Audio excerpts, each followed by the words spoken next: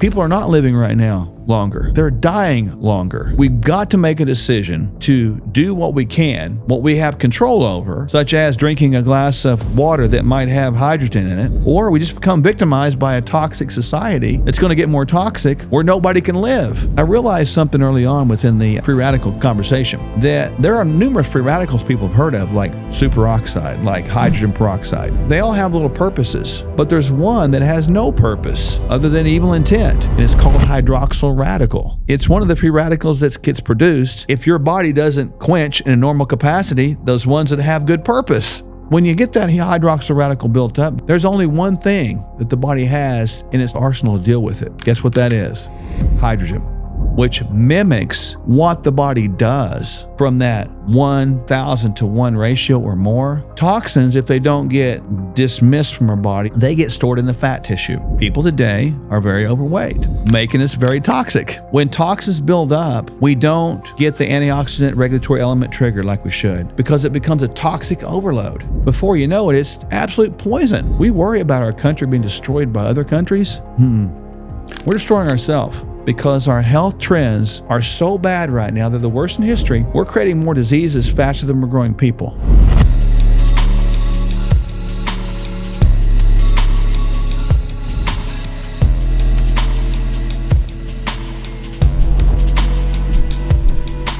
Dr. Mark Sherwood, thank you for coming on the podcast. Awesome, Josh. Thanks for having me, man. Welcome to Austin. Do you love Austin? Do you like hot climates where it's 105 degrees for 6 months out of the year? I'm used to it, man. I grew up in Tulsa, Oklahoma, so we're not far north of you. Same kind of weather. Okay. It's interesting. We were chatting before I hit record, and Tulsa, it's a place where things have been a certain way for a long time. There's a certain mindset there.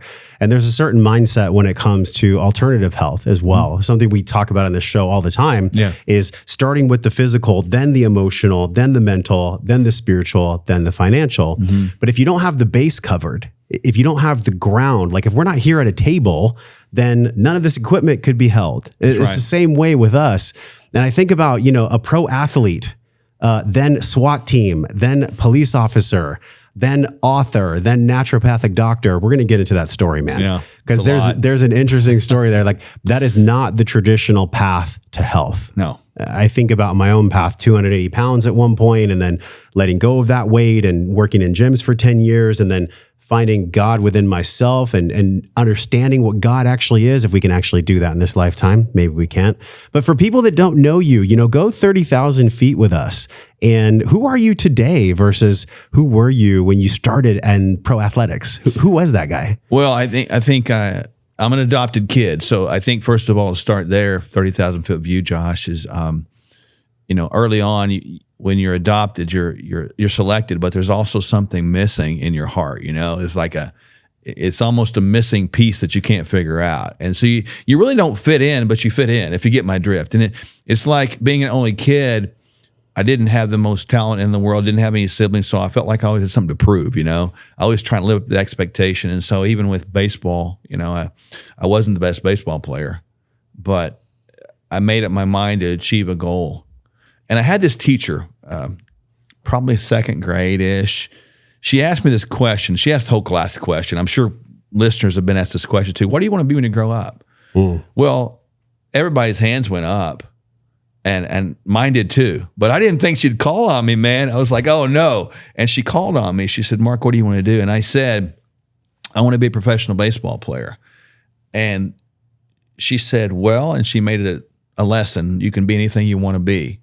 And she encouraged everybody in the room to take out a little piece of paper and write down on that piece of paper exactly what you wanted to be. In my case, I wrote, I will become a professional baseball player. And she said, I want you to hang on to that piece of paper until your dreams come true.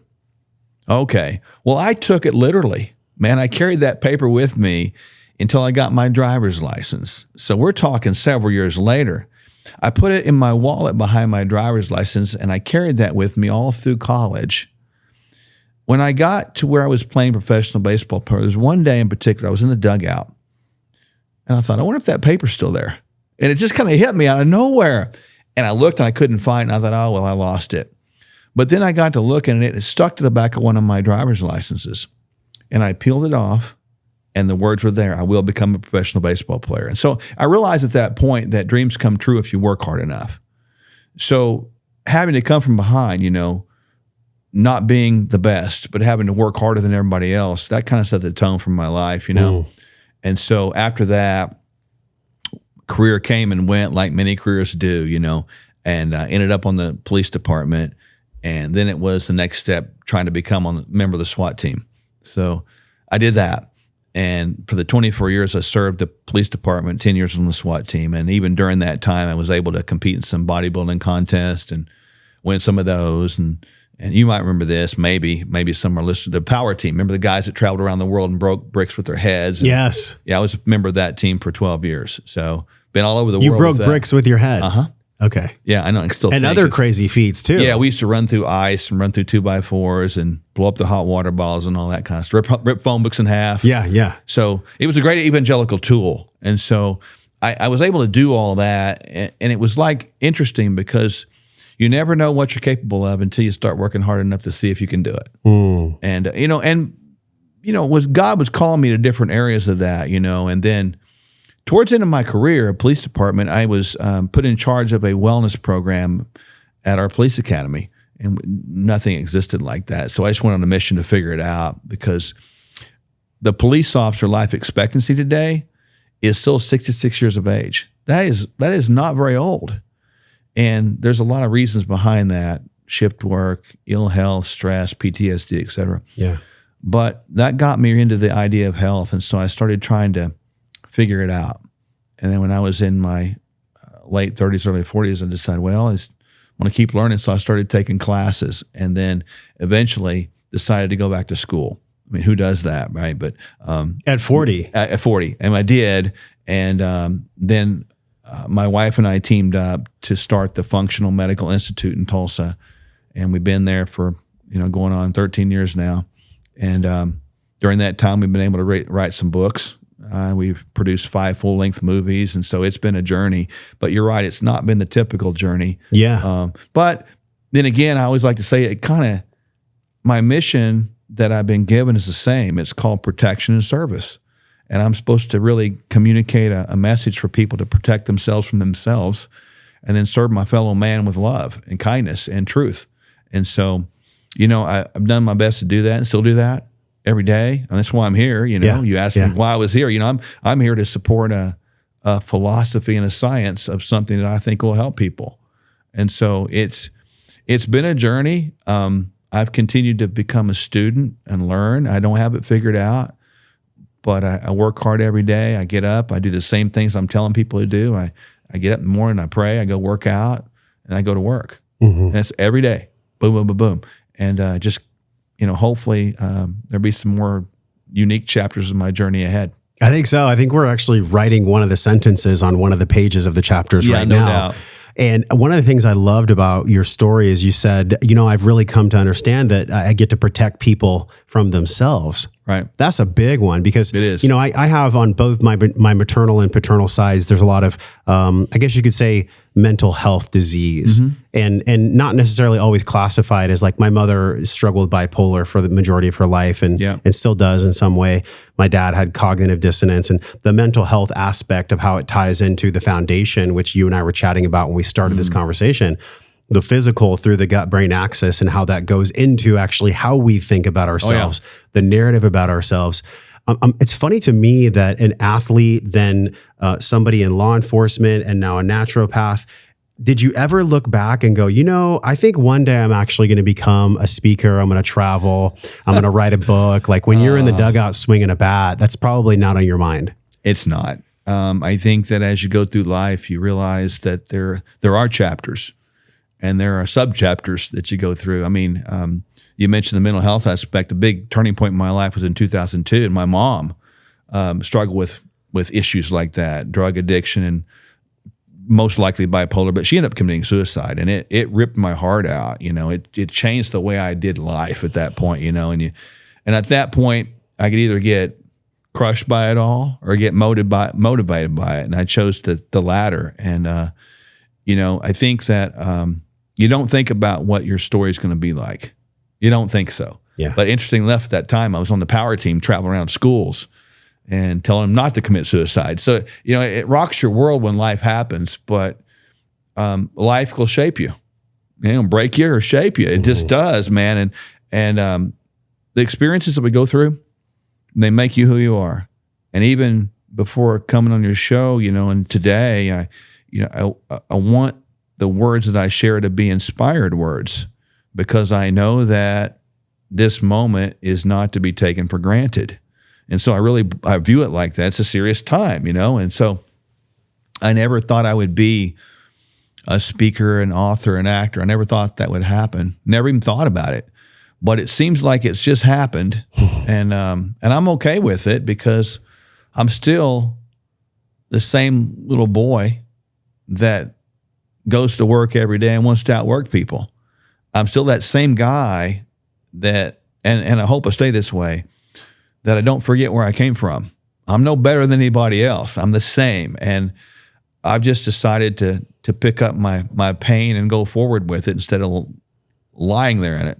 Yeah, but the power in that is, in order for you to do that, there had to have been a detoxification process of the thoughts about, why is this happening to me? Oh, yeah. I mean, I can't, I took a breath when you talked about your mom. I truly can't even imagine that. I know that maybe hundreds of people watching or listening have been through something like that, maybe a family member or mother or father or somebody. The way in which we detoxify our body, which is a huge conversation with what we're going to talk about today with hydrogen, molecular hydrogen, and also just the detox systems of the body in general. But I think what gets missed in this conversation that I love to jam with you on is the detoxification of the thoughts in our mind, the dark demonic thoughts, the things that, Paul Levy, who's been on the show, he calls it wetiko. The Native Americans described the dark energy, the demonic energy in the world as a wetiko, or a mind virus. Yeah. And so that is something that if we're not careful, if we're not mindful, if we're not detoxifying, not just our physical self, but our mental self and our spiritual self, it's really easy for dark energy and dark matter to grab hold of us. Yeah. I wonder, in your travels and in your book writing, and just basically the summation of what you've been doing on planet Earth up until now, what are one or two top ways that people tend to stay toxic from a mental perspective? I know we're going to go into the physical, but from a mental perspective. This is interesting. I thought about this a lot over the course of time, because, the mind is separate from the brain. And I think we start right there. So I think people can draw this mental funnel, if you will. So kind of think about a funnel coming out of your head and being open at the top. So the bigger part is out here and it's exposed to the world. Right? The world is what it is. The world's full of a lot of mess, man. I mean, there's all kinds of uncertainty, anxiety, upheaval, fear in the world right now. You got to watch who you hang out with, because words, circumstances, life, events, they will fill that funnel. And that funnel is always going to be filled. It's never empty. People like to think they can empty their mind. No, you can't. It's always full of something. People can take that statement and go a long way with it. You're always full of something. We are. So if we're not consciously depositing into that funnel, Josh, what we want in that funnel, it will be deposited, or things will be deposited in that we don't want. And we're just kind of become a victim of that. And people need to understand that what goes into that funnel will channel into the brain and create that pharmacological aspect, function, expression of the brain. And we'll start making these hormones and making endorphins or neurotransmitters, and all the whole thing starts. And then we have the gut-brain interaxis going on, because that funnel will create actions that we take too. It'll create behaviors. So people that are living stressed out or in a toxic world will typically have behaviors that are toxic too. So what comes in that funnel is really what we want to think about. And the Bible talks about that word in Romans. We should be renewing our mind every day. People can kind of take that and use the analogy I just gave, and it's like it's up to you to refill that funnel every day. Not once a week, not for 30 minutes, a little quasi church service on Sunday with video. That doesn't do it. It's every day, all the time. And you got to be really aware of the present, man.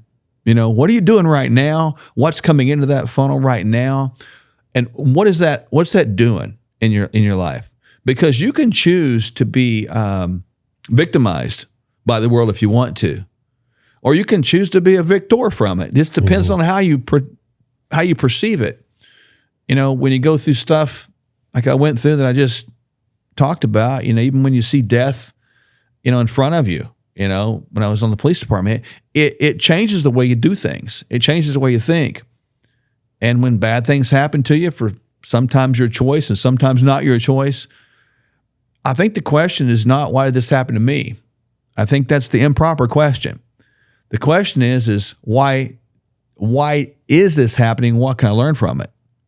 And then you can begin to sort of shape what you put in that funnel. Mm-hmm. Because if you don't do that, the alternative is what we've got.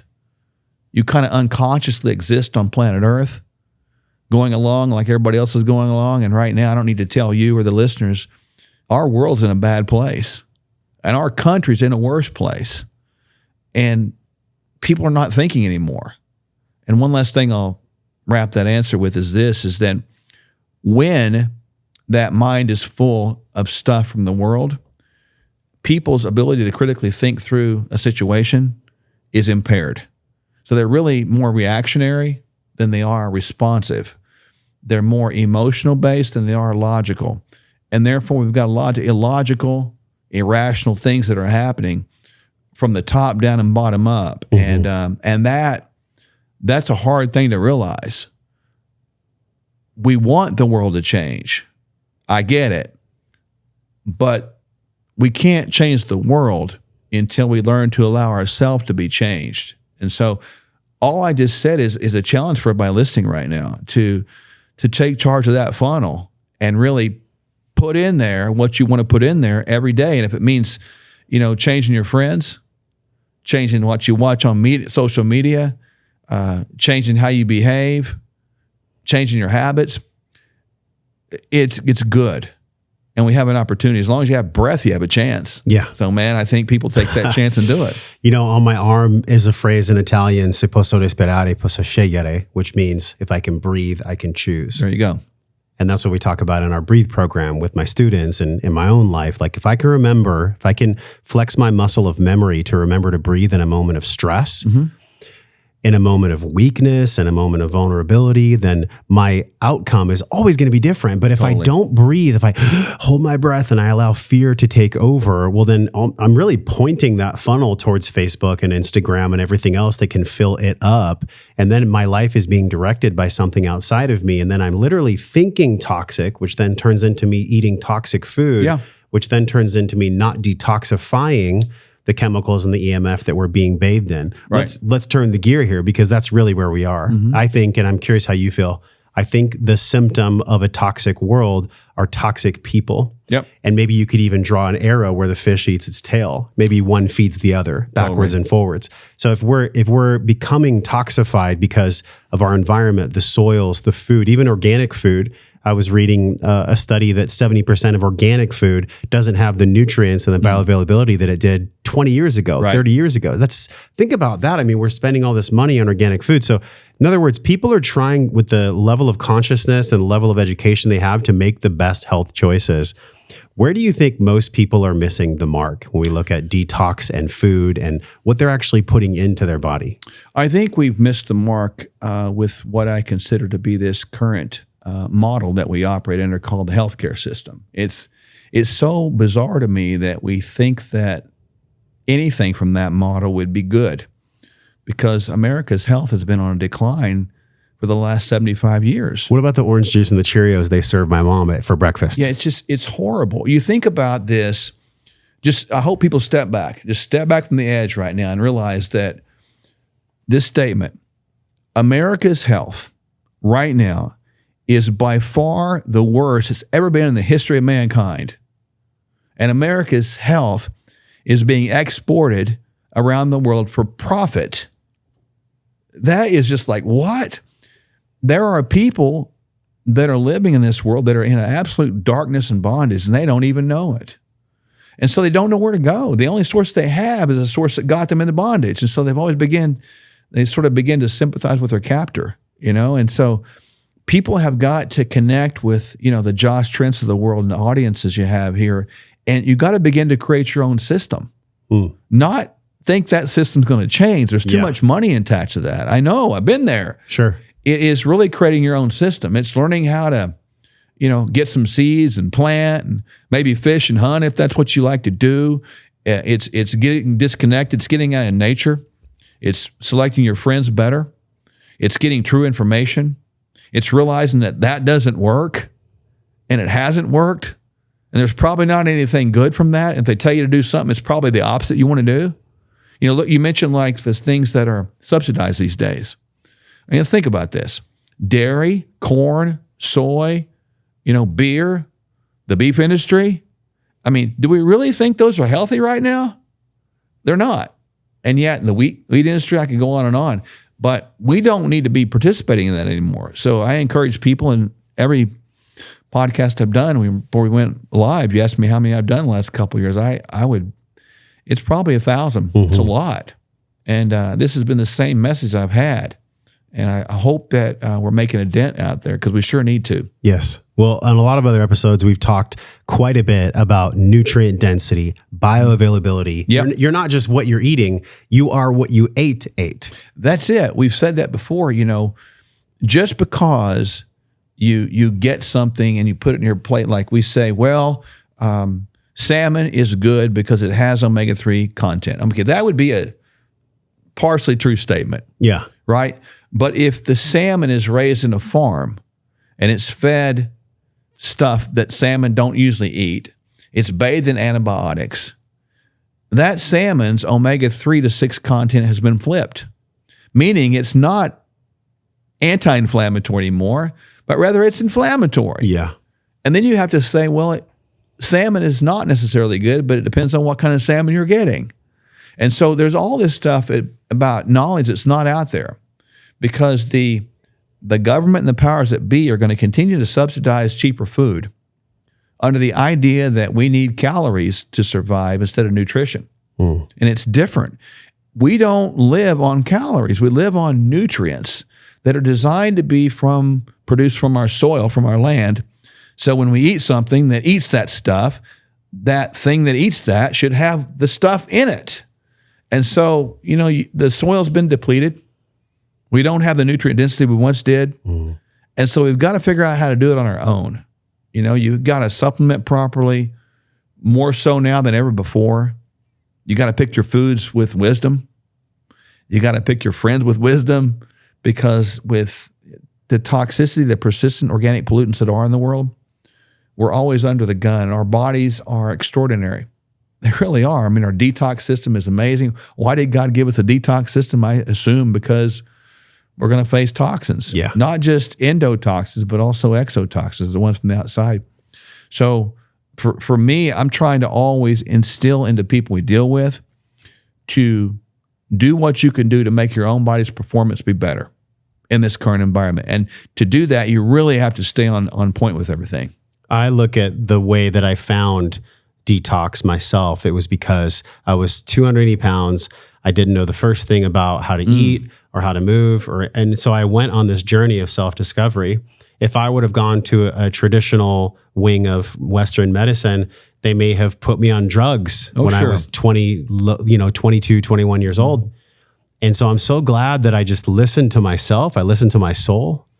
And, if somebody on the podcast right now is watching or listening, listen to your soul with what we're going to talk about today, about the ways that we can use things on earth that are, through the beauty of science, going to be so good for bolstering our immune system, our health, and to flood out these inside and outside toxins. Yeah. So let's begin the conversation, the one that we've been fiending on right here, thinking about the molecular hydrogen and how I even came across this. It was Dave Asprey. It was my buddy Luke Story. It was a few other friends that had pointed me in this direction. And I reached out to the guys that at Holy Hydrogen. And they sent me a unit and I gave it a good test drive for a couple months. And I got to tell you, it feels amazing because I see it, I feel it. And then when I go throughout my day, I feel more nourished. I have less thirst, if that even makes sense. I actually put Element, which is the salt packets. I put it in the hydrogen water. Smart move. But there's so much science. There's hundreds of pages and they're linked right now, wherever you're watching this or listening to this, below you, you can see this. Hundreds and hundreds of pages about the science of molecular hydrogen. It's crazy to me that I've been in this space for so long and it's the first time I heard about it this year. It's wild. When did you first hear about this molecular hydrogen? Interestingly enough, my wife and I have a pretty diverse background in genetics. That's kind of how it began for us. We started running genes and analyzing SNPs, single nucleotide polymorphisms years ago. And that kind of branched out, interestingly enough to us. We got into biochemistry of it because people listening might have been just said something that's Greek, but the bottom line is our genes are about 99% similar between intra-individuals. They've changed 2% in 10,000 years. So that's pretty much the most concrete thing I know to say, right? Which is kind of freaky. With that said, that little less than 1% difference that we have means that the recipes that our genes do, they make proteins. That means that everybody has some differences in some of those little proteins, which makes us function or express ourselves differently. Some of those little proteins are within the enzymatic functions of our antioxidant system, or the way we quench or deal with free radicals. We all deal with them differently. And people might think that's not real, but I'll just use two examples. I mean, there are people that can drink caffeine at 9:30 at night and be asleep at 10. My brother can do that. I'm like, how I would die. There's a protein enzyme that obviously in that person is working very fast. Yeah. Right? So it makes it metabolize quickly. The same is true with alcohol. Some people can have a glass of alcohol and it makes them tipsy or neurotoxic. Some people can have two and it doesn't. Same difference. Some people have a tendency to have higher free radical buildup. Some don't. But ultimately, free radical buildup, genetically speaking and biochemically speaking, is a part of our life. Just breathing, talking, sitting, driving a car, exercising. It requires energy. And that mitochondria cranks that energy, and just like any other power plant,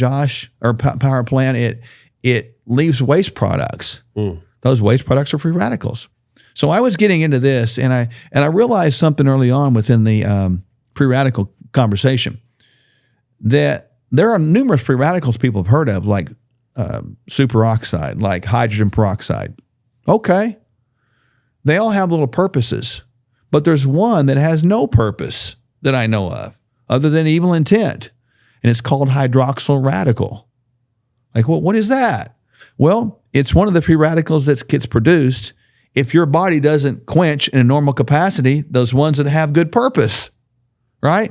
Yeah. So when you get that hydroxyl radical built up, Josh, from a biochemical standpoint, there's only one thing that the body has in its disposal, its arsenal, to deal with it. Guess what that is? Hydrogen. That's it. And so the body actually produces hydrogen in the gut as a typical function. But how many people today cannot have good function because of the lack of nutrients in their bodies? So therefore, people are lacking hydrogen production. And I think we're assuming that, but I think that's a reasonable assumption. Mm-hmm. And because of that, they have excess free radicals. We see people aging faster than they should. We see people getting sicker quicker than they should. We see the chronic elevation of chronic systemic inflammation, which is a root of every disease process. Could it be excess free radicals? Most likely that's a high component of yes, right? And so when we have the ability to use hydrogen as this smallest molecule on our elemental table, that can go in there and we can drink it, we can breathe it, we can bathe in it, we can put it on topically, right? When we have that, we're able to selectively dismantle those excess free radicals, hydroxyl radical I'm specifically speaking of. And that gives you some sense of control over the elements that we have to deal with out here. As far as I'm concerned, this particular science, it's going to be pushed back on, I tell you right now. So if you're listening to this, you need to hear me. You need to push this because it's not going to be pushed. Your GP is not going to push it. CDC is not going to push it. FDA is not going to push it. They're going to push back against it because it makes too much sense, right? Well, actually, it doesn't make enough sense for them, money-wise. Sense, it doesn't you're make talking enough. about CENTS. Very sense, good. Yeah. It's interesting because in Japan, this conversation happens on a different level. It does. And like in Japan, you get to some of the Asian countries, Korea, et cetera, people are more healthy. Yeah. And this is not because they're any smarter than we are. It's the same science, but they've just looked at the body in a different way. Like I look at disease process as such, with my background. I mean, I'll see a person come in, they have a bunch of symptoms. Like, all right, I get it. Those are real. They feeling them. They're experiencing them. I get it. The way we're viewing that in this country is those symptoms go into an algorithmic kind of formula, and then someone might prescribe a medication to manage the symptoms. Yeah. Is that bad or good? Well, it might be good in little windows of time, but it didn't solve the question, why are the symptoms there? So that's what I like to look at. If I can look for the root cause of a symptom and address that root cause, where the root cause is corrected, maybe the body begins to function better, the symptom is non-existent. Therefore, the conversation about diseases becomes irrelevant. And so when I'm looking at these things right here, like hydrogen, et cetera, and other things that I've used and do use, we have the ability to sort of live in a proactive way. Mm. It's like, back to our little funnel analogy, if we could have something we did every day, and we can, get into your habits and routines, affirmative statements, et cetera. I know you know about that. Sure. If we can begin to do that and begin to fill that funnel, fill our life with things that are going to produce good fruit, good results, why wouldn't we do that? And we should, but I think we don't sometimes because we don't know. And too many people don't know about what we're talking about today. Yeah, and maybe it's even a phrase that I learned last year in NLP, and that is unconscious incompetence. They don't even know, Mark, that they don't know. No, they don't. So it's literally, and so it's not a shame conversation or a blame conversation. It's more about just bringing something to light that's already there. It's kind of like opening a closet and being like, oh yeah, I forgot that was in there. Totally. Or I didn't even know that was in there. So I think about this, and I was feeling into this because we have it at home. We have the unit at home, and I actually love it. It's this glowing blue light. It's on the screen right now, you guys. The light glows blue. It's like this cool, soothing little unit. I think it's pretty sweet. The blue light. Maybe it's like the wellness dork in me. To it. Yeah. It's kind of fun. Yeah. But I love, what I love the most is that when I look at it, I can see the bubbles coming up. I know that the transport is happening through the machine in a very specific way. Mm-hmm. And this is what I love the most. And actually, I wanted to ask you about this too. So this is the pH neutral, non-toxic, natural hydrogen. It's called chamber electrolysis. There's a lot of people that take the tablets. And so I'm not here to poo-poo on anybody's dream. No. If you want to take tablets of hydrogen, well, guess what? It's better than not. But there's a whole nother level, right? Talk to us about this, the chamber electrolysis, because it's the first time I've heard of it. Well, when you use like the elemental magnesium to create, the hydrogen bubbles that we see in the little tablets, right? I use those for years, and they're not bad. I mean, they do create hydrogen gas infused water. Yeah. But it does, you get some other little metallic taste to it. It turns gray, and you're going to get a little bit of a sweet metallic taste to it. So it's not necessarily going to be the most pleasant experience in the world. Sure. But it will do the job. I want to say it will do the job. But when you talk about this machine and you use that little, you see the device, and hopefully people are going, wow, that's cool. That little motor at the bottom of that you plug in this case, it's not made of plated metals. It's made of the real thing, real metals, like a titanium or something like that. So I like the construction. But that machine is creating that down there hydrogen gas, and it's infusing straight upward into the water. So the gas is being infused in the water at the same time. That's what those little bubbles are. It's almost like putting carbon dioxide into water, making it carbonated water. This is making it hydrogenated water. Mm.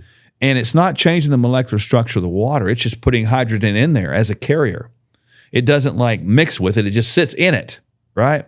And so the good thing about that is now we have the ability to deliver molecular hydrogen through something as simple as water, even by drinking it. So it carries the hydrogen in their body. The hydrogen doesn't mix with anything, but it's carried in there.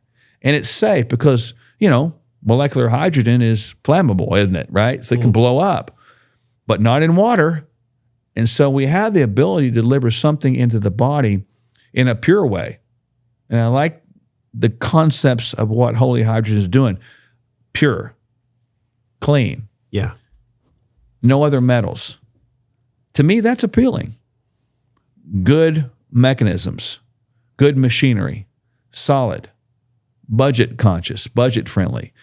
I don't know how it can get any better than that, because like you compare that to the tablets, which again do work, but they might be a couple dollars a piece. And if you're drinking it like you should, you might go through 4 to 8 or 10 of those tablets a day, and that can be pretty expensive. And so I didn't know about Holy Hydrogen several years ago, and I was using tablets, and I got approached by a bunch of people that had different machines, and I was like, no. But when I met them, I saw integrity, and so, integrity goes a long way with me. Yeah, me too, because when I'm not in integrity, something else has to give. When I'm not in integrity with my word, when I'm not in integrity with what I do, when there's a mismatch there, something breaks. It's like, that's when people get sick. I think that's why we're dealing with sickness on a grand scale in our country. Right. And to bring it back to this conversation of like, how do we bolster our immune system so that when we're bathing in the EMF, the chemicals, the phytotoxins, everything that's happening really for us, because I think that encapsulated in the chaos is the answer, is the love itself. Right. But we're just kind of in that shitty phase right now where we're twisting and we're turning like the caterpillar and the chrysalis, and we're about to flap our wings, but you and I are still in the soup. Like we're still there. So while we're there, we get to have things like this. It's not even a question of like, oh, should I do this instead of going and getting drunk on the weekend? I'll tell you what, you could have hydrogen in your life for a couple weekends or less of not drinking. The money you spend on alcohol and partying and things that really actually harm you, they might, the unconscious mind, the ego might be like, oh, this is super fun and I'm getting joy out of this.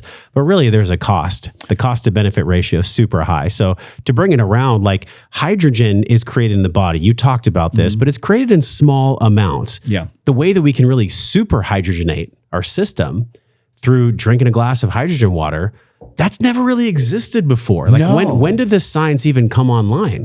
I think you go back and you can look at some of the originators of the thought process, and you're not going to find them in America. You're going to go over to the Asia people. Was it Japan where it started? Japan, Korea, and there's some discussion on where it began, but ultimately is over there somewhere. And they started thinking about things differently. And like it makes sense if you know biochemistry, and I just kind of described it to people, that if you could use hydrogen, you could figure out a carrier, and you could bring that in at a more frequent, more voluminous dosage, it'd probably be good for you. And I'm grateful that they figured it out. It's like people today here in America might be able to associate this with the idea of hyperbaric chamber. Yeah. High oxygenation. Oxygen provides healing. Well, duh. So they figured out a way to put that in the body more. This is the same type of thought process, and I honor that. It's good. And I think that this even makes more sense because as far as we know, there's no downside to any of this. You can't drink too much. You can't take too much. There's nothing negative, but all positive. I don't know of any other thing that would be that at present, and we have to drink to live. And it seems like to me the perfect match, right? But I think that in our country today, although I'd like to see this in every hospital, I'd like to see this in every clinic, I'd like to see this in every home, I think that it probably won't be. I think the true heroes of really health would be people like yourself. They're going to carry this message from person to person to person, from mouth to mouth, word to word. And I think that's probably the best way to do it anyway today. So then why isn't it a normal conversation in every hospital in America? Well, I think you got to get right down to it. But it's gotten so many results. I mean, right now in the show notes, there's literally hundreds of research, third-party placebo blind study research that validates hydrogen and healing. Well, my wife and I, we are detached from the system, right? We operate our own clinic. We do our own thing. We're not connected at all. We don't do insurance, none of that. But let's think about that. Starting off with the FDA, Food and Drug Administration. And I'll ask our listeners a facetious question. What do food and drugs have in common? I don't know. I've never actually thought about that before. It makes no sense. To me, it's a marriage made in hell. Sure. Right? Additionally, why is Big Pharma advertising through the television to our children? We're one of the few countries in the world that even allow that. Again, another question. Next question. Why do our politicians accept money from one of the largest lobbying groups in our country, Big Pharma, Pfizer et al., right? Why? When you have that scenario lined out there, and then you have on top of that for-profit health systems They're not nonprofit, for profit. So if people out there have a business, right? Let's say you have a tire shop. Would you think it wisdom to teach people how to not use your services? I wouldn't. I'd figure out a creative way to make it so that they needed me more. Mm-hmm. That's exactly what we have today. A system that is designed to get people believing that a pill will fix their ill, that a management of disease is just what you need to do. Being on medications is just normal. That maybe God in his awesomeness made us pharmaceutical deficient. I'm being funny with that. But you get my point. Mm-hmm. And so we're stuck in a box. And like you mentioned earlier, you don't know what you don't know what you don't know. People right now are in a prison. This whole thing we call healthcare is a prison. And they're stuck in it so deep, they don't even know how to get out. And they're so conceptually locked in because even, in the past, you have to have health insurance or we're going to fine you. Okay, what is health insurance? When does it pay? Not when you're well. When does life insurance pay? Not when you're alive. I mean, we know this, but yet it goes right over our head when we start talking logically about it. So I think those are a big answer to a short question, but that's part of the answer on why it is. Yeah. And I don't think you're going to see this. I mean, my wife, I'll give her kudos. Amazing lady. People that know her story are blown away. First, she was homeless. Who goes from homeless to top of their medical class? Who has a survivor mentality like that?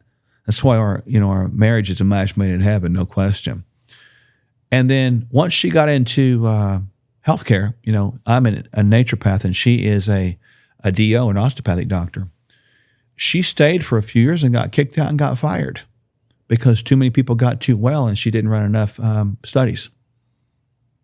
She was doing her job. Mm-hmm. She was doing exactly what a doctor should do, is provide healing for the people. But she was terminated because of that. But hence the birth of the Functional Medical Institute. So we're treading new water. We're leading the way out here. We're doing things differently. I mean, been asking a lot of podcasts about all the stuff that we do. We do hormones, peptides. We study glycobiology. We do genetics. I mean, a lot of cool stuff. We're out there on the edge. And I found that people like yourself are truly our colleagues in this.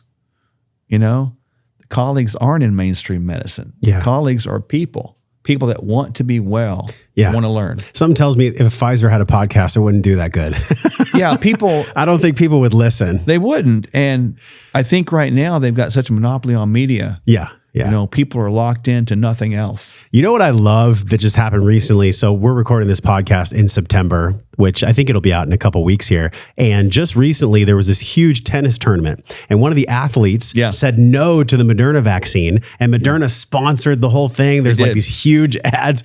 I thought it the most heavenly, ironic thing that this athlete that literally said no. And he almost got kicked out of sports, or maybe he even did, right? He couldn't play in the tournament. He couldn't play. They didn't let him play because he wasn't vaxxed.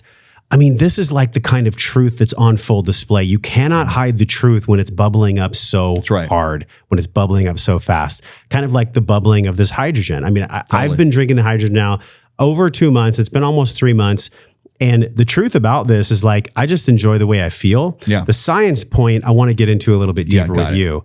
Because the feeling is like our greatest report card. When you feel well, you have a greater capacity to love and care for others so that they feel well. I mean, that's kind of like logical science, right? No doubt. It's also something that we don't need an explanation for. You just know, like when you walked into the room, I was like, okay, I like him and I feel good when I'm around him. Our body has a redox system, right? That understands, your chemicals and my chemicals and your micro muscles and your face. And can we trust each other? There's things that are unconscious that are happening at all times. But the science behind hydrogen, I think most people, in order to actually make the investment, in order to care for themselves in this way, they have to get excited about what science has shown them, especially the analytical brains, right? The people that maybe don't necessarily always go with their North Star and their intuition. One of the things I freaking loved that it blew me away. Molecular hydrogen has 10 times the antioxidant, anti-inflammatory, and health benefits of vitamin C. Due to vitamin C is a large molecule and hydrogen is smaller. Talk about that. It literally can go places in the body that other vitamins cannot. Yeah. So when you look at this, I think most people would understand the idea of antioxidants, right? We know there was a big push several years ago to, take your antioxidants because you can get free radical buildup. That's when the wine drinkers were like, well, there's antioxidants in the grapes in my wine. It's like saying there's at least one molecule of health in that hamburger, but the bottom line is, people got antioxidants like vitamin C's of the world with Veratrol, vitamin E's, et cetera.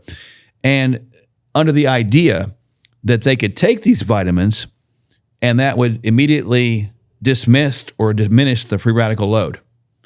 But they discovered over time that because of the size of those things, namely vitamin C, as you mentioned, they don't permeate the membranes as well. Therefore, they don't have the efficacy as well as something else. And so if you look at this, one molecule of vitamin C would mitigate one molecule of a free radical. So think 1-to-1. Well, that idea is fine, except when you start unraveling it with what really happens in the body. There are internal antioxidants that are produced. Whoa. They deal with free radicals instead of a 1-to-1. They are more than 1,000-to-1 or even hundreds of thousands to 1.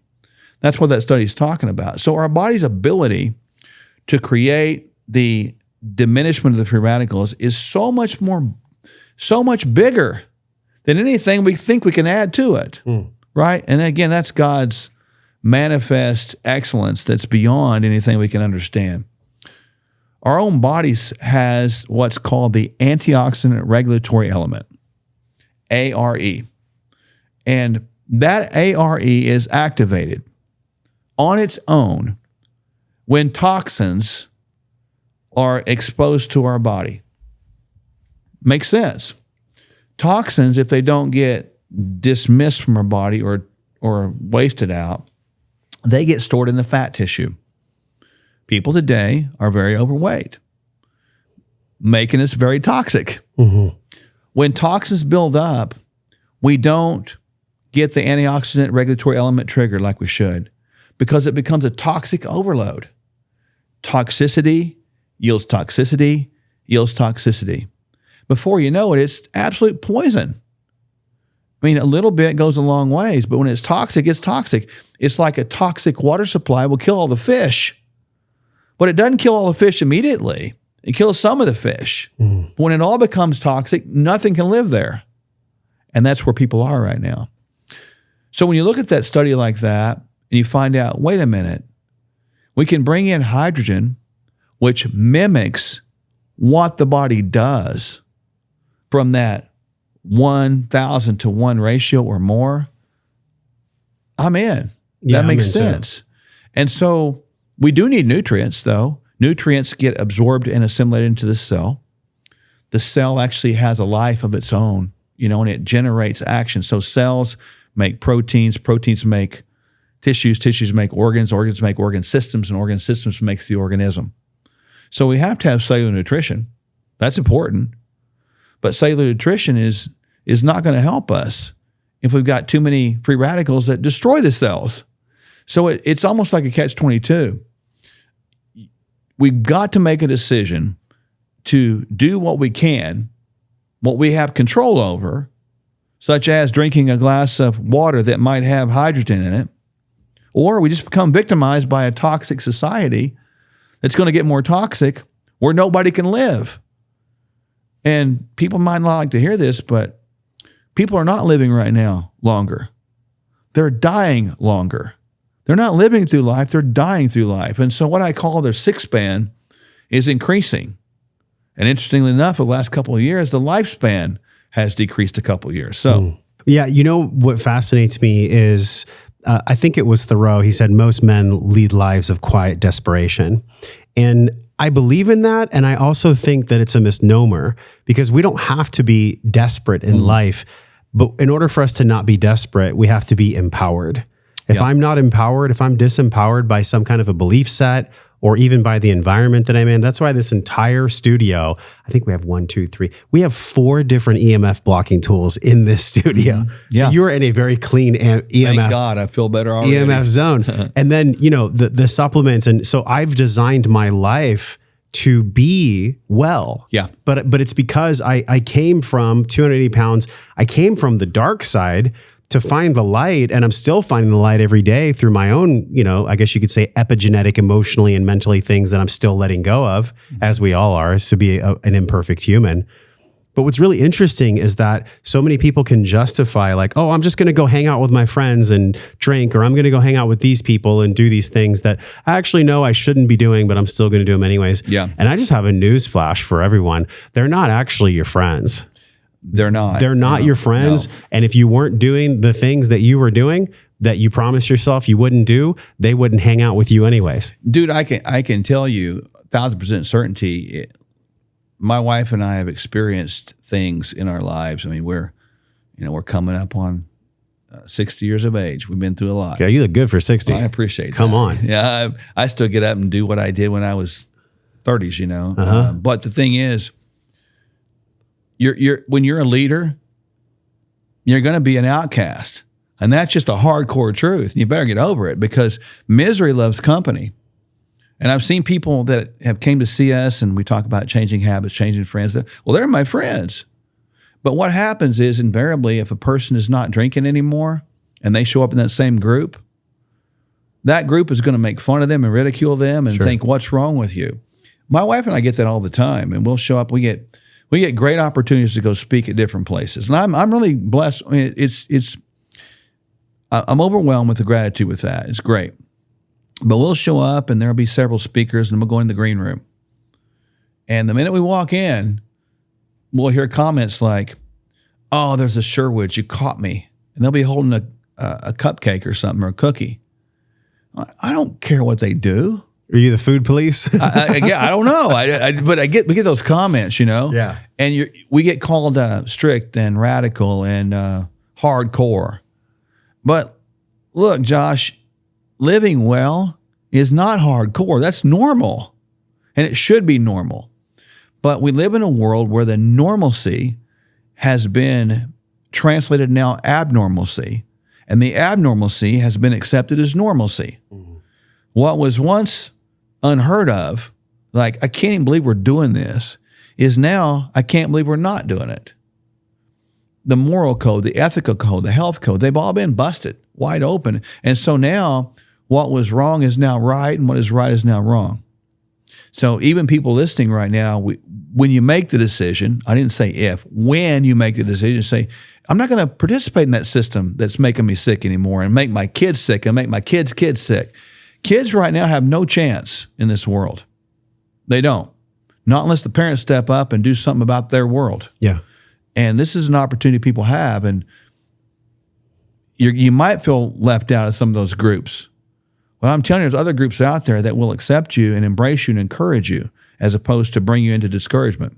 The societal narrative is interesting around health. Right now on the screen, I'm remembering this. I just saw this morning when I was on Instagram. I actually designed my feed so that it gives me positive things. Mm-hmm. And I follow people. And if I ever see someone that posts something that isn't in line with my values, I just delete them and I move on. Yeah. And I saw this clip this morning that's on the screen right now.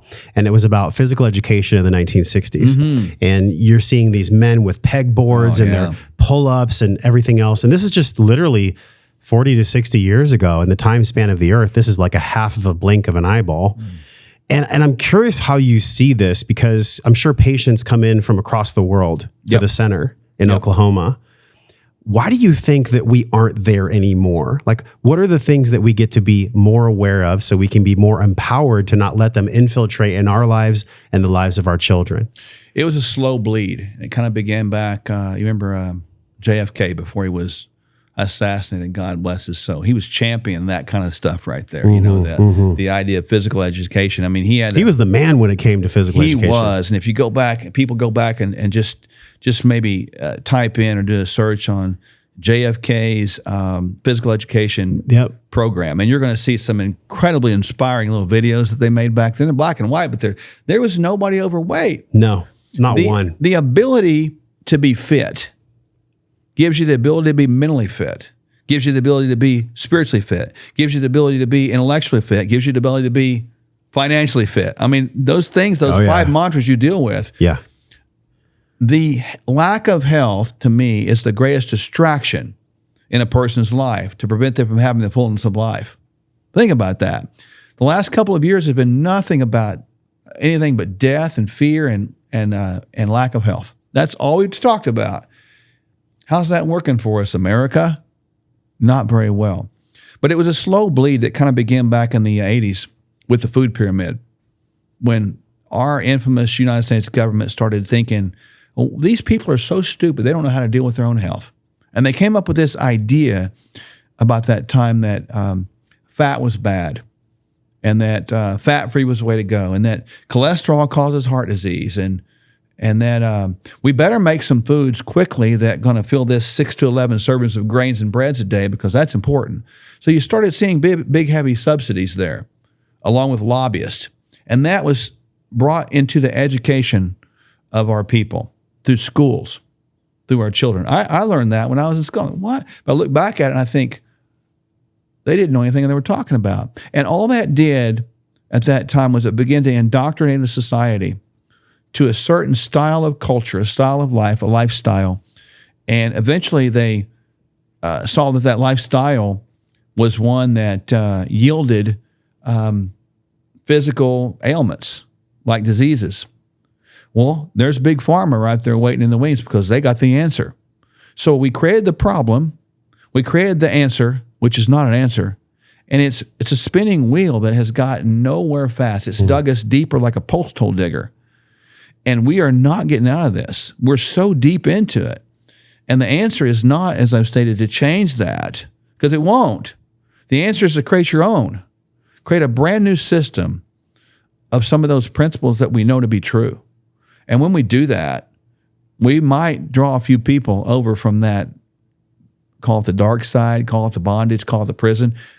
They might see a little bit of light, but somebody has to lead the way. And I think that's what happened over time. And then, I mentioned Big Pharma advertises on TV, and you can't get out of it. You mentioned the Fruity Pebbles and stuff like that. The cereals are feeding kids. Worst thing to do. Milk doesn't do a body good. You get all the point with that, and it's just it's a commercialism. It's a thing that really drove society. I grew up in San Diego, California, and, shout out to San Diego. I love it. It's a beautiful city. Great city. We left because we wanted more freedom. And at the time in 2020, Carrie Michelle was pregnant with our first child, and we wanted to go somewhere where we didn't have any threats that our children were going to be jabbed or taken away. I mean, it was a sense of fear in 2020 that I think really showed the colors of a lot of people that maybe one didn't even know were there. In other words, you really found out in 2020 who your crew was. You did. Right. Who your homies were, who your friends are. And when I got to Texas, I started to reflect back on this, and I remembered, I went to college for 2 months. I've actually never had like any formal education besides high school. Yet, knock on wood, I've hired and fired people with master's degrees. So, have 2 cents for that. The irony of that. Yeah. So I'm in this space of memory right now with you, because you're talking about in the 80s. I was born in 1980, and the way that the food pyramid was really jousted onto people, and they didn't ask for it. No one asked for it. I think really where it came from was something on a plaque that I saw at San Diego State when I was there. I think it was 2010 or 2009. And it was this quote from someone, and at the bottom it said, "Sponsored by Kraft Foods." And when I read that, I was just really beginning my journey into understanding holistic health. I'd already been a trainer for a long time. Something did not sit well with my nervous system when I read that. And then I went home and I studied, and I actually found a friend, shout out to Sean Croxton at the time, was a guy who went to San Diego State, and he had this channel back in the day called Underground Wellness. And I saw what he was doing where, he was putting out messages for people that were really underground. Wow. Much like the messages you and I are talking about today, just on a grand scale. And it never sat with me correctly. And from that day, I started to see the deception that exists between not just pharma, but the triangle of health insurance, pharma, and big food. That's it. And how they feed each other from a profiteering model. Can you go into that a little bit? Because at the end of that is empowered choices for us to never even contribute to that system at all. Yeah. So think about this from the standpoint of big food. Big food is nothing more than lobbyists that seek subsidies from the government into their special interests. Big food subsidize, the wheat, corn, soy, dairy, beer, blah, blah, blah. And what they do is through those subsidies, they make those foods cheap.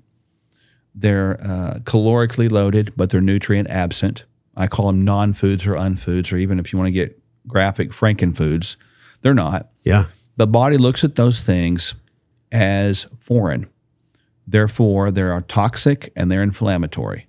So the body, there's not food. I don't care what people think. I don't care what they tell you. I don't care what your nutritionist says. They're not food. They are not in the original package God made them. Bottom line. So we've got that going on. Well, that yielded and yields, that's big food. They profit on that because the more they can get the money from the government, they lower the prices, we pay it, and that wheel keeps on turning, right? Tie in big medicine, big pharma. Big pharma is connected to big food through the FDA. So big pharma knows this. They have this discussion. I know this sounds evil, but let's say they're not really evil and don't know that they're doing evil, but they are evil, which can happen to all of us, by the way. If we're not really activating our faith and trying to be truthful and be the light, we're going to be full of darkness. That's the fallback. So here's big food acting in concert with big drug, big pharma.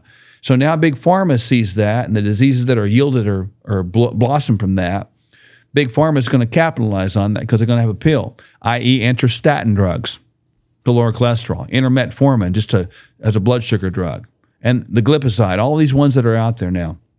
So now you've got big food, big drug tied together. Well, let's look at these systems, Nin. You got big medicine. Okay, what is that? Well, we have healthcare, but it's not healthcare, it's sick care. And the sick care doctors now, they can't do what they want to do. They can't even do what they might want to do. They want to talk about this, but they can't. They lose their job. I think I read they get like less than 5 minutes per patient. Totally. 3 minutes or something. But that's not controlled by them. That's controlled by the business entities behind the system. So like a system now is not nonprofit, it's for profit. So the bean counters are back there. They're trying to get people racketed through there. And you might have to see 8 or 9 people in an hour, right, to earn your salary. And they know that. You bring in this dollar, but they look at the insurance right now as a value. So insurance to them now is not trying to pay for what's right. It's like a credit card. Better insurance, better reimbursements. And that's the way it's viewed. So everything's about $1. It's a big old wheel that's it's stuck in the profit model. So who suffers from that? The people. People do. And you take this one step further, let's talk about education. How about medical school education? Are they trained in hydrogen? No. Are they trained in simple nutrition, maybe 2 hours? My wife told me that.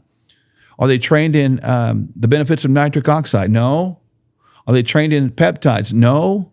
And hormones are bad. Genetics, well, we don't know about them, but they're bad. They're trained in a system that's driven and funded by, guess what? Big Pharma. So big government, big pharma, fund big education. Big education now is nothing more than legalized drug dealers that provide medications through the model of our sick care system to manage people who are made sick by the same system. And that's where we're at right now. And we've got to realize that there are people out there that are on 5 medications and you've never heard this conversation before. Again, God bless you. It's a good day. Mm-hmm. It's a good day to change. It's a great day to get this stuff. And now you're not ignorant anymore. Ignorance can be bliss until you realize ignorance is deadly. And it's like me, when I started learning this stuff, I can't unlearn it.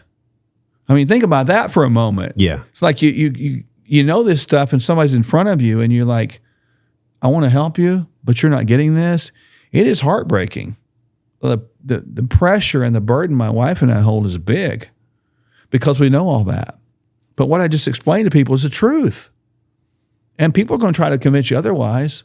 But all I do is I look at it, Josh, with this. What I said was true because it's proven out by their own statistics. Their own statistics will confirm what I just said to be true because our health trends are so bad right now. They're the worst in history. We're creating more diseases faster than we're growing people. Their own statistics tell them how bad they are. And they don't hide them. Look at the CDC website. Look at the obesity crisis. You mentioned you were overweight.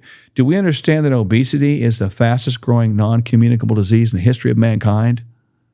Do we understand that right now, at least 70% of the United States of America population is either obese or overweight?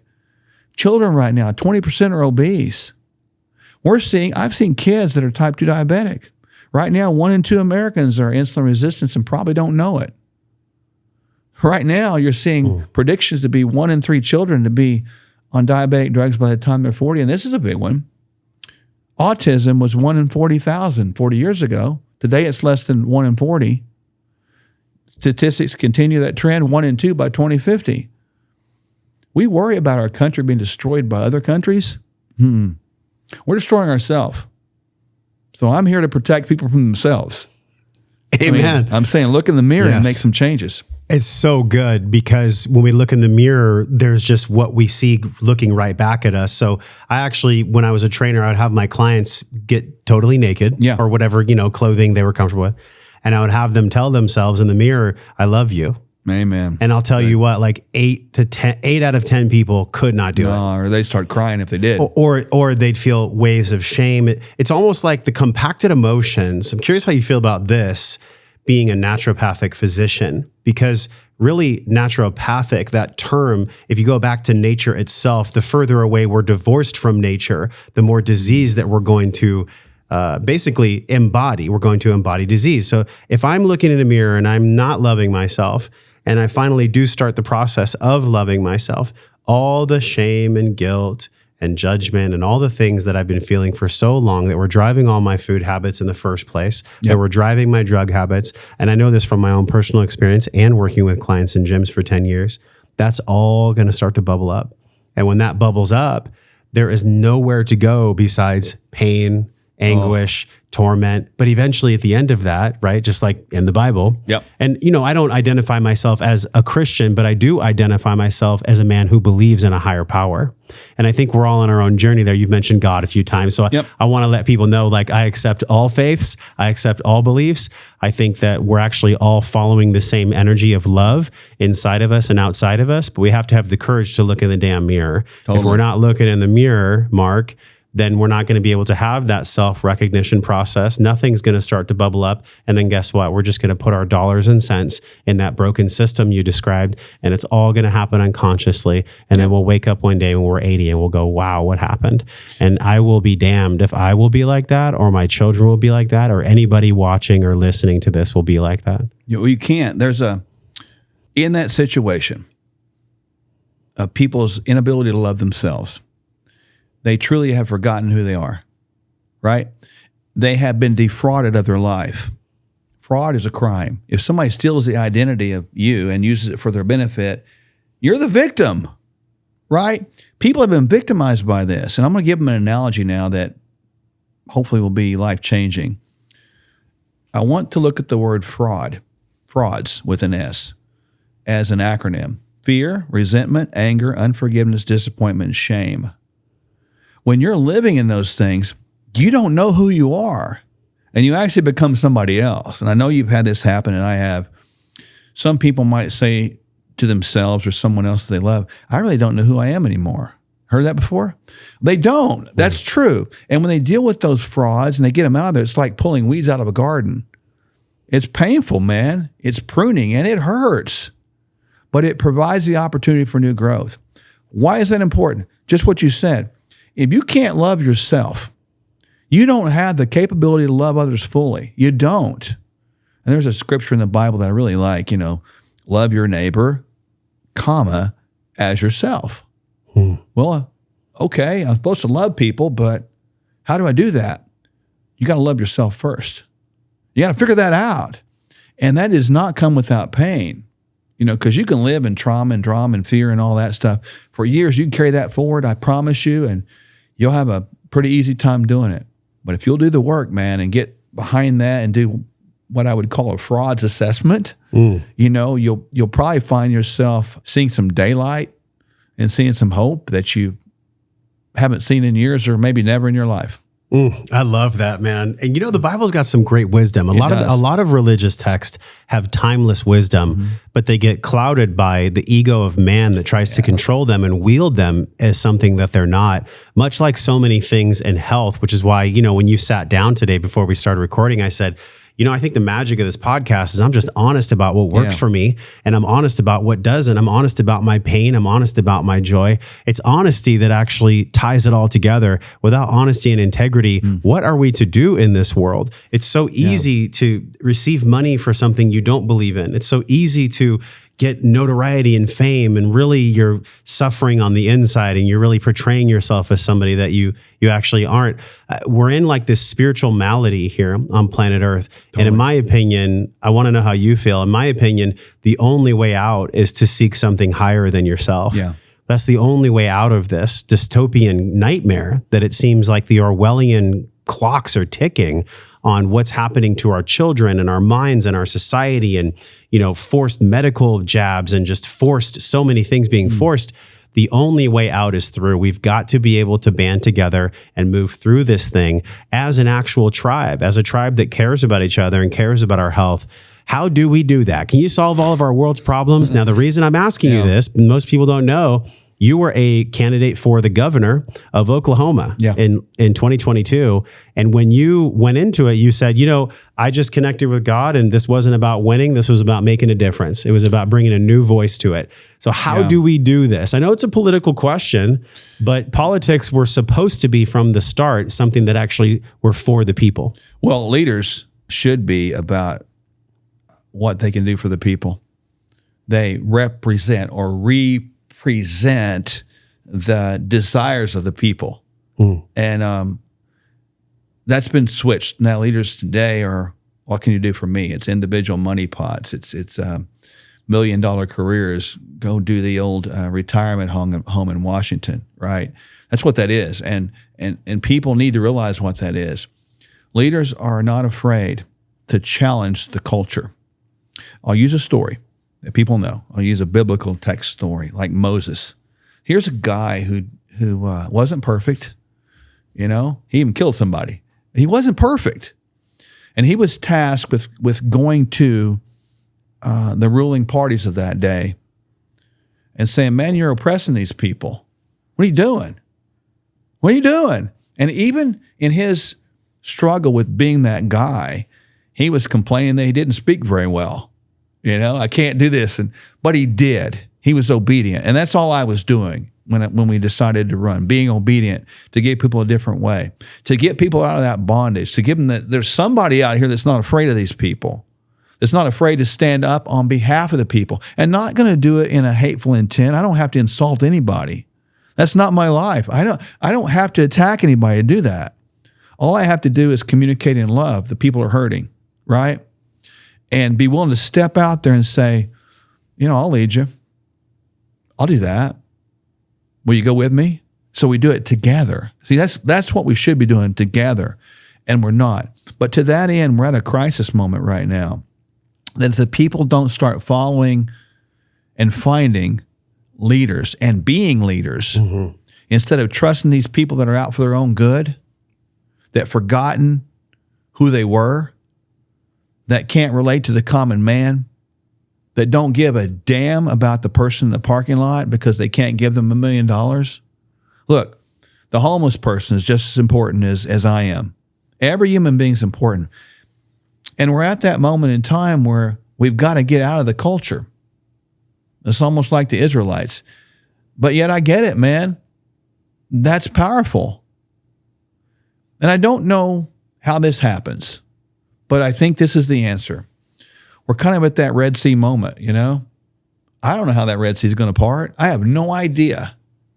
But I do know that if we believe we are created by a creator, and I believe it's God, whatever people is fine. But I believe we're created by a creator, and that creator loves us so much, or he wouldn't put us here. He wouldn't have made Josh Trent. He wouldn't have made Mark Sherwood. He wouldn't have made us. So he did, and he put us here. So therefore, he cares about us and he loves us. So he's got a plan for us. And we've got to get out of the idea of trusting mankind's plans. You know, do you believe for a moment, you or any other parent out here, that God or whoever you say made your children? How did that happen? I mean, how does that happen? It's so mysterious and magical. Right? And because of that, we're at a place where for people to seek a higher power, an understanding that maybe is requiring a little bit of faith, maybe big faith, that doesn't make any sense, to just see if that Red Sea will part. Because what do you got to lose? Mm-hmm. I guarantee you that army that's going to come in behind you is going to swallow you up. And that's the mission. This world will swallow you up and spit you out and has no conscience at all about hurting anybody. I mean, we just talk about food and drug. Sure. They don't have any conscience at all. America is suffering right now, and nobody cares. Not the leaders. They continue to support lowering drug prices. Stop. They're not talking about health. Stop. They're not talking about your ability to hold a job. They're not even wanting you to go to work. They want you to sit home and draw a paycheck on them. So we've got to begin to trust that time, that faith. And again, I don't have all the answers, Josh, but I know who does. And it's not me. It's not another man. It's something bigger than us. And for me, it's God. And I just have to trust him in that.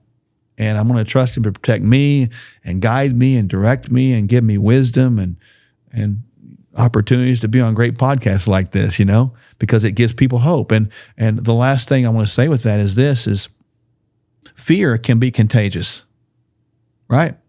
And it has been. Mm-hmm. But we need to make a new contagion. It's called hope. We need to become hope dealers to the world.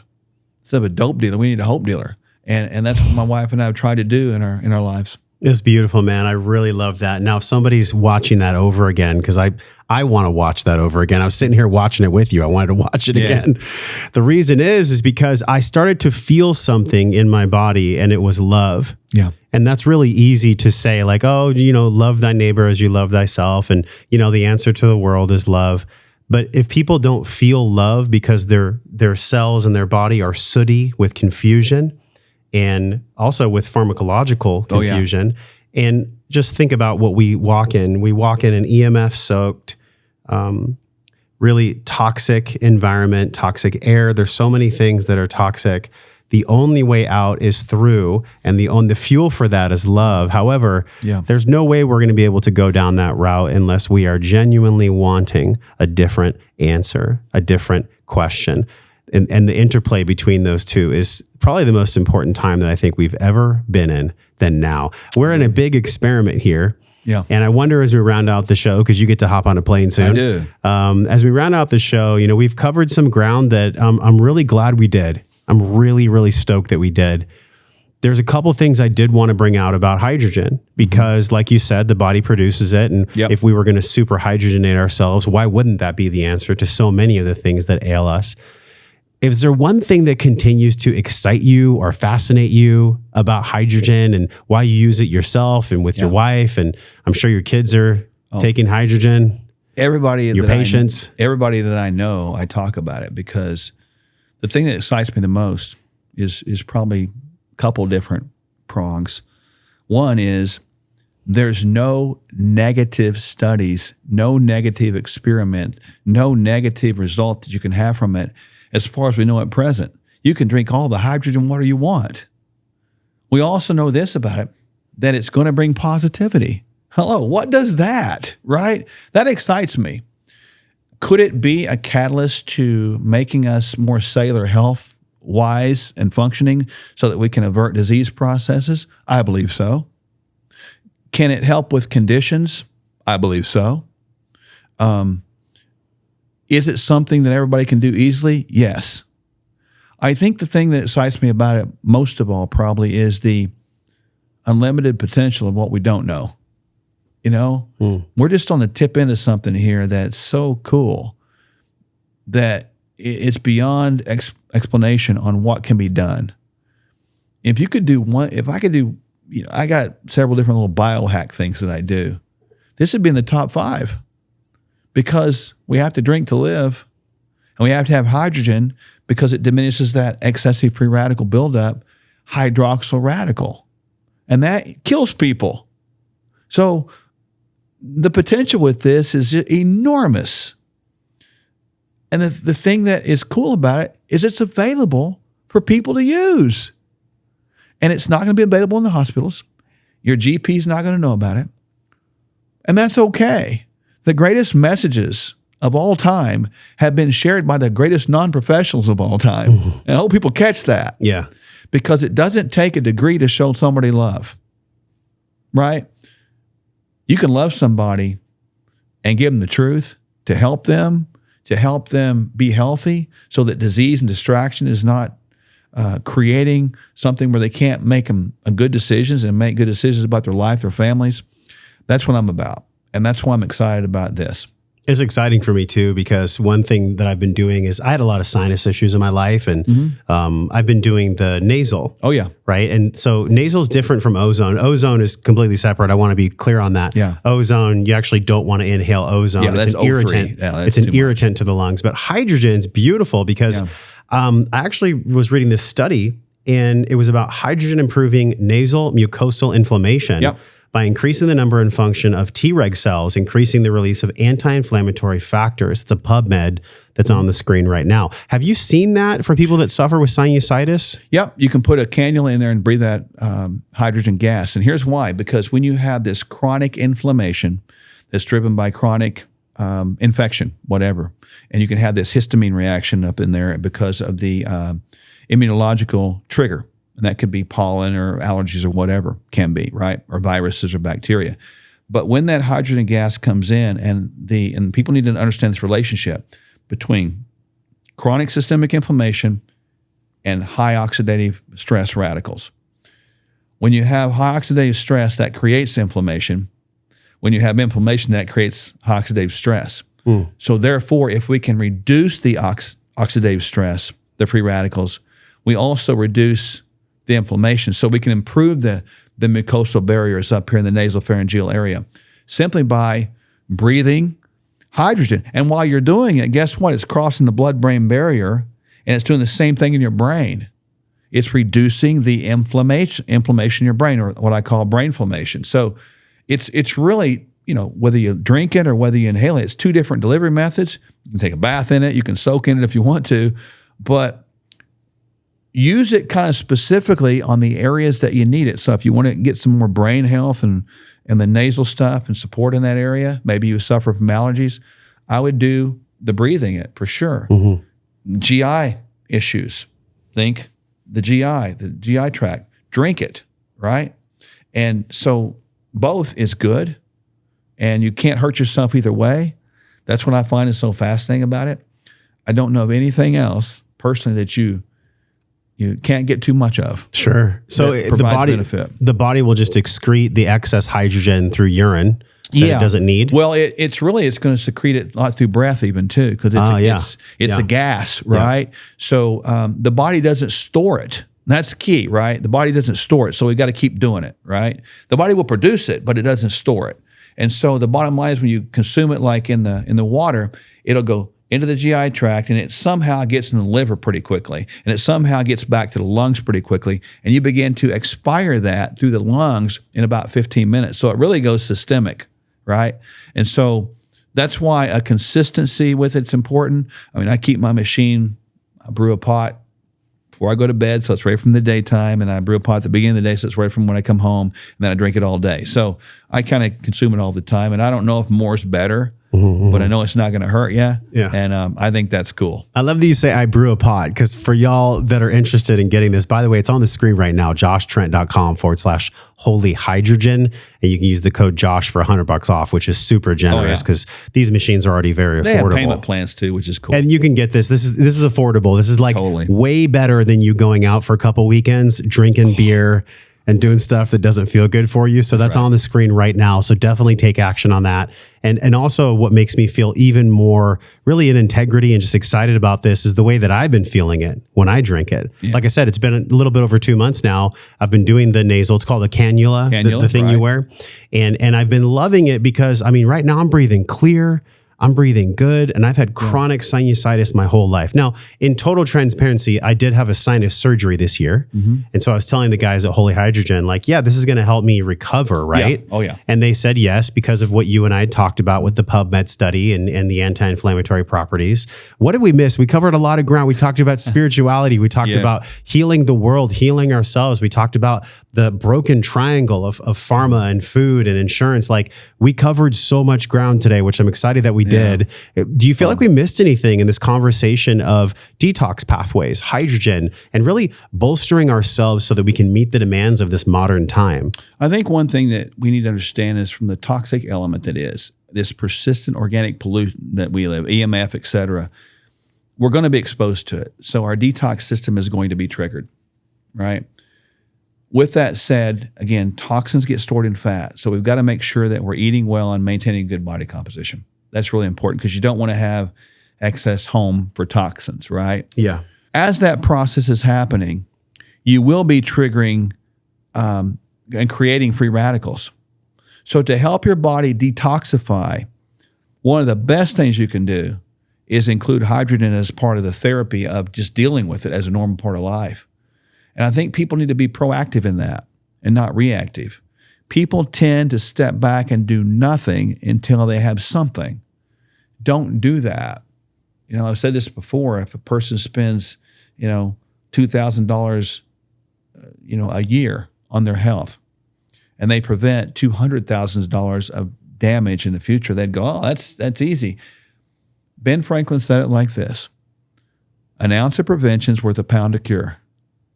Every dollar you spend on wellness will be saving you thousands of dollars on illness. So the message of the day that I've carried around over the last few years is take action. Take action. Do something. One step in front of the other. Eat one good meal a day. Drink a few glasses of hydrogen water. Good decisions breed good decisions breed good decisions. One step at a time in the right direction is one step at a time in the right direction. Are you going to run for governor again? Don't know. We'll see. I've been asked a whole bunch of times and other offices too. We'll see. I don't know. Well, if God says yes, then we'll do it. Well, I hope you do, because, in politics aside, like, I actually think politicians are primed for a renewal. Like, there's such a massive distrust of politics and politicians. Rightly so what we need now are leaders. We don't actually need politicians at all, which is, like him or hate him. It's why Trump is so popular. Yeah. Because he's not a politician at all. He's a business person. And you could say the same thing about RFK. RFK right now and his views on vaccines, like these whole labels of Democrat, Republican, forget about all those. What we need is a leader. Yeah. We need somebody that can actually lead us by their own life example. How do they live themselves? That's it. Right? I don't take any advice or I don't do anything for my life when I don't get it from somebody who embodies something that I want. I remember I met RFK about a year ago in California. We're at a speaking event. He was speaking, I was speaking, and I didn't think too much of it. He just a guy. We were talking backstage in the tent. Just a nice guy. I didn't think of him as Democrat, Republican. I didn't care. Yeah, but I thought the dude's a smart guy. He's got some courage. He's in great shape too. And he lives it out. We were talking about health, and it's like anybody that models hope. Man, I think that's worth something, and we need more people like that. And right now there are a few, but I remind people from a political standpoint of the Declaration of Independence. There was only 56 people that signed that thing. That's it. Not 5,000. And you look at that 3% principle, 3% take up arms. I'm not saying take up arms. I don't want people to misconstrue that. But 3% can take action and make a big old difference. And I like to consider myself one of those people one of those 3%. And I know you are too. And I know some of the listeners are too. And we just got to stay together and encourage one another. Well, I've enjoyed our connection, our podcast so much. And as parting guidance, it's the question I love. Ever since I was a little boy, I asked this question. You had the note in your wallet from your teacher that said what your dream was. My question has always been, how do we live well? I used to look at all the adults and be like, y'all are pretty upset. Like, you're not living very good, And so that's been the question ever since I could remember. And I passed that question to you. What is wellness? What is the definition of wellness in Dr. Mark Sherwood's life? Wellness is more than just the absence of illness. Wellness is the ability to do what you want, when you want, how you want, and not hurt. It's living as young, as old as possible, and dying as young, as old as possible. And it's not trying to extend the quantity of life. It's trying to extend and heighten the quality of life. It's learning to love people when they can't love themselves, and even when they're unlovable. It is being able to forgive people when they've wronged you. It's being able to keep your mouth shut when you want to rip somebody's head off. And it's saying the right things in love and in wisdom at the right times. And I think it's all of that. And that in itself is, I think, an outcome and an outcrop of good habits. So we got to form these habits every day. I get up every day. I kind of got a rhythm and a routine I do. Good habits are as easy to form as bad habits, but out of those good habits, you can yield a pretty good result that's predictable. Thank you for the wisdom, man. Tell people the website for the clinic, the Functional Medicine Institute. Yeah, people can reach us at Sherwood.tv. That's simple. Okay. We got all of our stuff there, and great, easy to reach. We work with people all around the country and the world, so we even got some people from down here, so it's kind of cool. Amazing. Yeah. Well, like I said, I've really enjoyed this. This is our first time meeting. Yeah, man. You're about to get on a plane, so we're about to go live our lives. So as you guys go live your lives, just know that you are nourished, you are on the right path, and most importantly, we're loved. We are loved. So let's just allow this process of loving ourselves to unfold in the way that the divine creator allows us to manifest that and to actually live that out in the world, not just read it in a book, actually go live it. So thank you, my man, for being here. From my heart to yours. Until we see you again, we're both wishing you love and wellness. Hey, thanks for watching this video. If you love this video, hit subscribe. That way you'll be automatically notified when new videos come out, new episodes, and also share this video with a friend. If you loved it, they're gonna love it too. Check out some of the videos on this screen that are perfectly curated based on the video you just saw. Make sure you follow me, and I'll see you in the next video.